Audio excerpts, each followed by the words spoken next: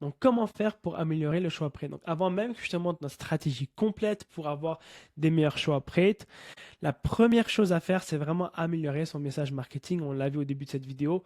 Pourquoi? Parce que tu peux avoir la meilleure stratégie de choix prêt. Si ton message marketing n'attire pas la bonne personne, ton choix prêt va être éclaté. Okay, donc la première chose à mettre en place, c'est le bon message marketing pour attirer la bonne personne. Une fois que tu attires la bonne personne, tu as des leads qui sont qualifiés. À ce moment-là, tu vas avoir des meilleurs choix prêts, des meilleurs coûts, peut-être des coûts par call qui sont un peu plus chers, mais qui vont mieux closer, un meilleur ROAS, etc. Et aussi, ton cost per true call va diminuer. Donc, tu n'auras plus besoin de canceller autant de calls pour avoir des listes qualifiées et avoir les meilleurs calls possibles sur le calendrier de tes closers.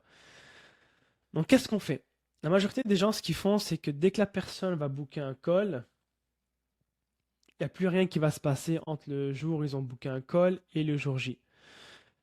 Sur un marché qui est B2C, mass market, tout ce qui est BizOp, etc., c'est super important de faire monter la personne en conscience avant le call, avant le jour du call.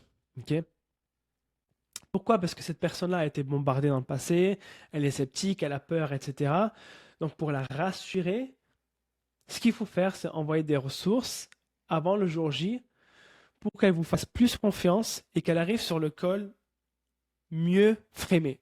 Une fois que ça c'est fait, les chances que cette personne soit closée sont beaucoup plus élevées. Et on a testé de notre côté, on a essayé de supprimer cette préqualification-là et c'était horrible, no show, pas qualifié,